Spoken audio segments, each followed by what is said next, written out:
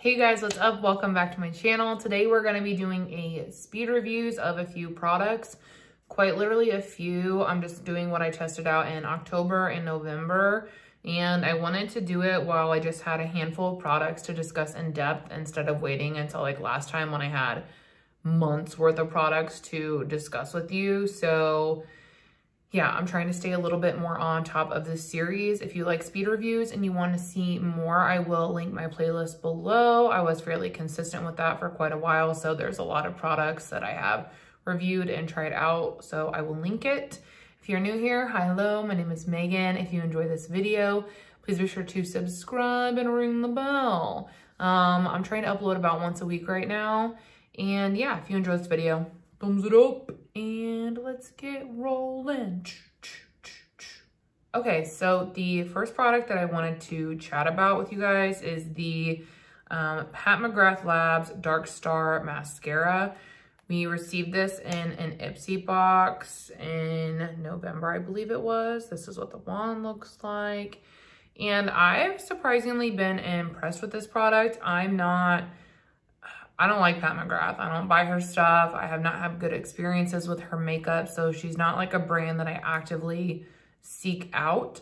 But this mascara is good. I like it. It is volumizing, it's lengthening, it holds a curl. I do experience a little bit of flaking, but nothing intense. It's just like a flake or two throughout the day. So this is actually one that I could see myself repurchasing.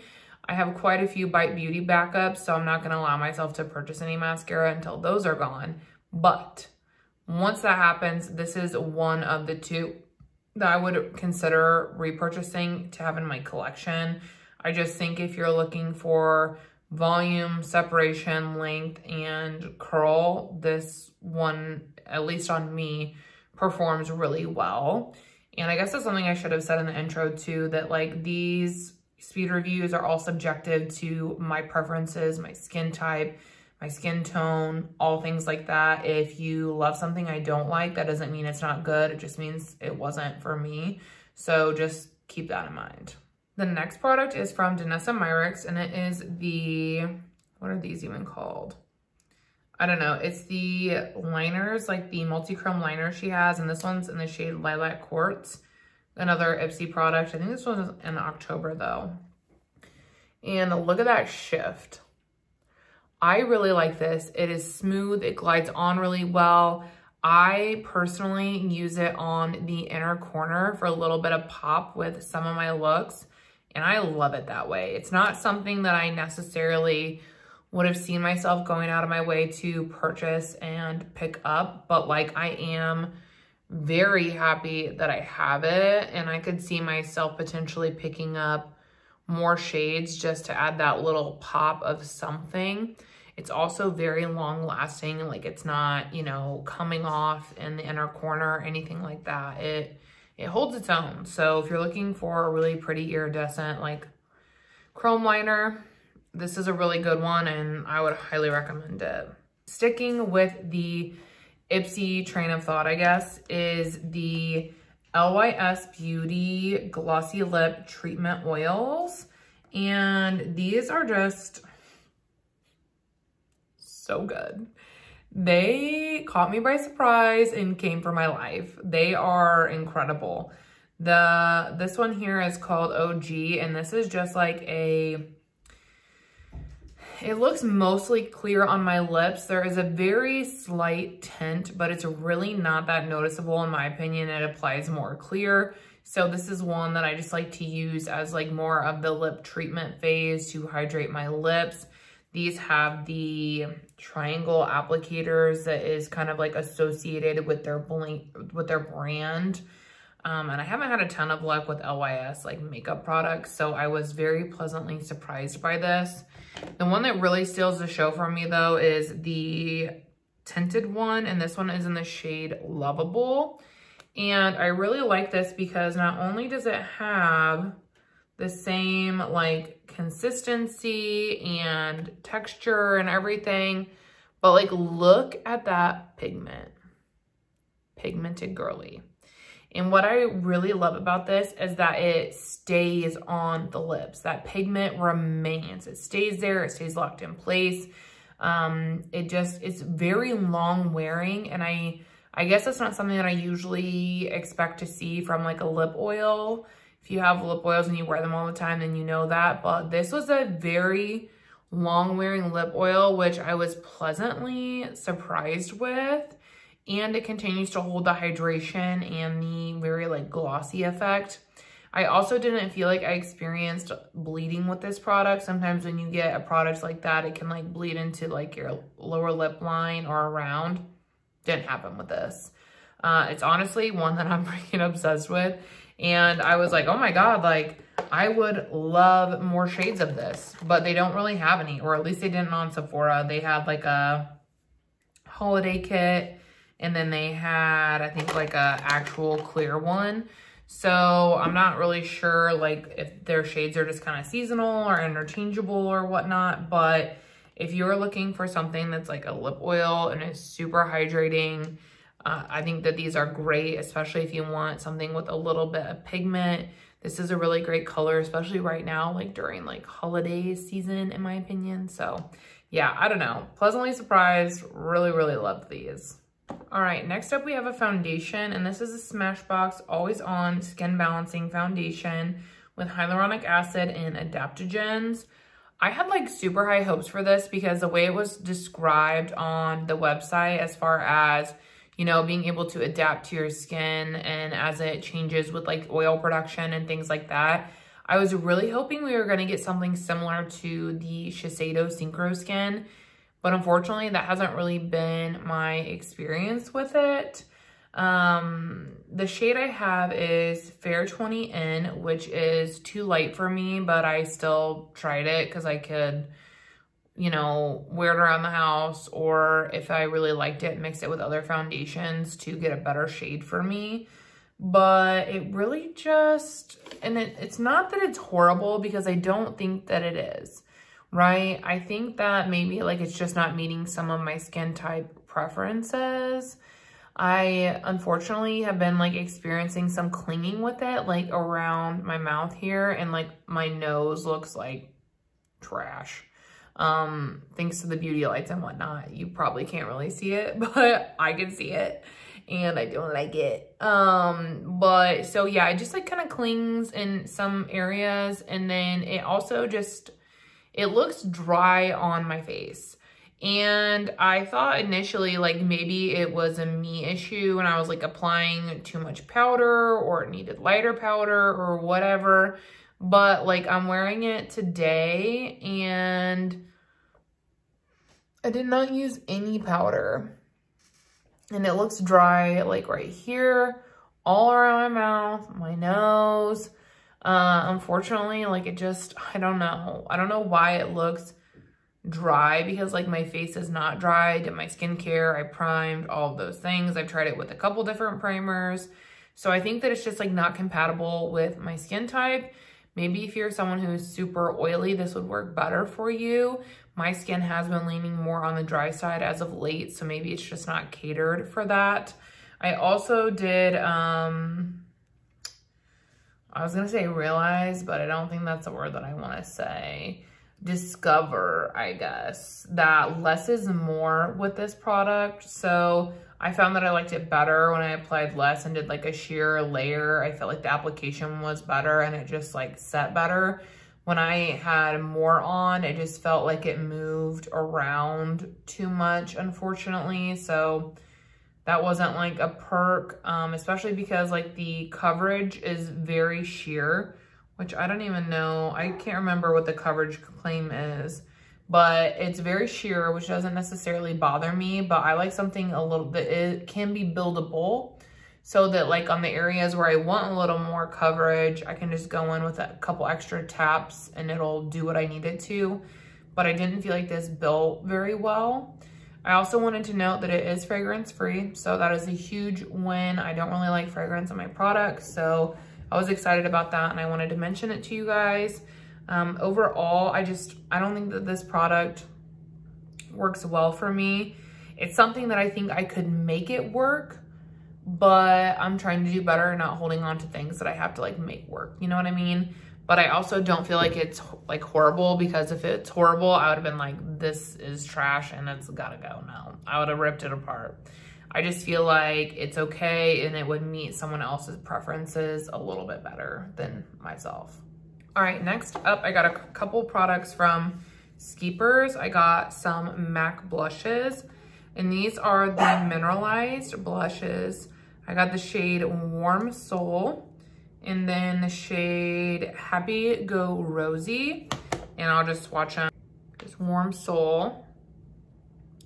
And they do have like a bit of, I don't want to say shimmer because that makes it sound like it's shimmery, but they do have like a sheen to them, but there isn't like, it's not like glitter or anything like that. And then there's the rosy shade. But I think that these shade-wise are very pretty.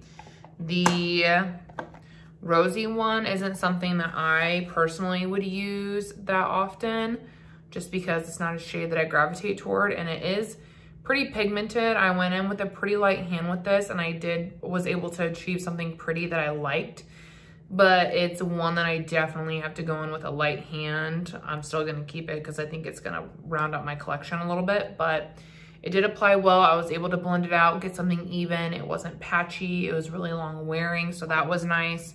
Same for this one. I just love that it's such a light pinky peach nude situation, and it pairs super well with, like, I have the Go Play and So Natural, and these just like pair super beautifully together. This, like, I'm not super into powdered blushes, but this is one I can definitely see myself using over powder because it is just so nice, and I really, really love the tone. The formula reminds me of something like a baked blush. So if you like the Milani baked ones, I really think that you would like this. These, I mean, they're just like pigmented, so you have to, again, like a little bit of a light hand, but lasting power is great, finish is great. The only thing that is annoying to me is like the packaging is kind of weird. It has like a lip right here, and you would think that you would pop it like this from the lip, but that's not how you do it. You have to pull down on the lip and then you pop the part above it. Like, I just think that that like doesn't make sense to me. Like, why not have us pop from here? But like, whatever, that's like a very minor thing, I guess. But the packaging is sleek. It does feel like heavy duty, not chintzy. I just wish that it like opened a little bit differently.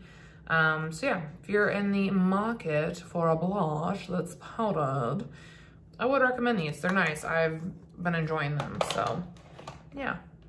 All right, last up, I know, can you believe it? Short video. I told you guys I didn't have a lot.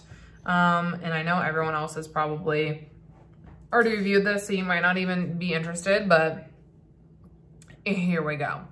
It is the Natasha Denona I Need a Nude palette.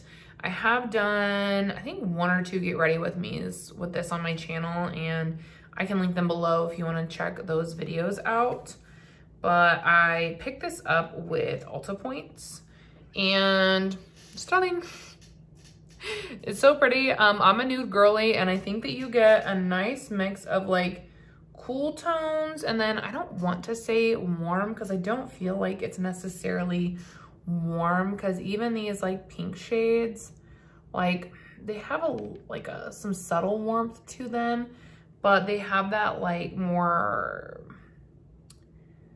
pinky mauve vibe than like a warm vibe, and I like that. I think it pairs nicely with the more like mildly neutral, like the neutrally cool toned shades in here. I also think that there are some really special formulas. Like Mia is super foiled and pretty. The shade here, Delilah, stunning. And then Ella, oh, so pretty. Muse, oh, yeah. There are just some really nice finishes in this palette. She definitely dabbled around with the sparkly / shimmer formulas in this one, which I really like. The thing I will say that I was bummed about with this palette is that She doesn't have any of her cream to powder formulas in here, which I really have grown to love her cream to powder formulation. So not having any of that formula in here was kind of disappointing to me because I love it, but I've still gotten use out of this and I still enjoy it. The mattes in this palette are consistent with her good formulas. I know sometimes, I don't know what she does, but sometimes the mattes that she puts out are not good. Like, they're not consistent, but these mattes are good. They blend really well. They are pigmented. They don't have a bunch of fallout. And then the shimmers are just beautiful. They're none of those like dry ones or anything like that. The only ones that I don't care for really is this like Trevine up here. And then this one here, which is Whisper. And the reason why is because it's more of that like satin finish, which I know there's a whole market for like the satin finish and people love that. And that's great. I'm not one of them personally. I just want more. Sorry, I like needed something and I couldn't think about anything else until I like grabbed this freaking remover. But like I personally just like more. I'm not really into satin finishes, but if you are, these two are like a satin finish and they're more subtle. Whereas all of the rest, you get like a really good amount of like the shimmer, gleam, sparkle situation. So yeah, I think that if you want something that is, you know, neutral mauve-y, I think that you would enjoy this. I do also wish that there was like one more like deep shade. I think the palette could have benefited from that and been more well-rounded, but just because like I really like a deep outer corner, so that's something that I would love to see a little more variety in here regarding that. But overall, I'm happy with it. I like it. I enjoy it. I will use it. I mean, like I said, I picked it up with points, so do it that way you will, in my opinion. I still could have returned it if I wanted to, but I did enjoy it. I do enjoy it, and I don't know. I think the packaging is nice. I like how she mixed it up a little bit. I like how when she does packaging like this, and then like, you know, the My Dream as well, I enjoyed that instead of the classic, like the shimmery chrome stuff, just because gosh, it gets so dirty. So well, it's not even that it's dirty, but it looks dirty, you know. So I really enjoyed that she mixed up the packaging. But yeah, I think that if you are someone who's interested in that color story, I think you would enjoy the palette because the quality is there. So quality is good.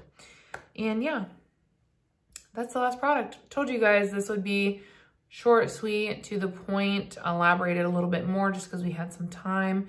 I hope that these reviews were helpful. Like I mentioned, I will link those videos down below if you want to see some application and some looks created with them.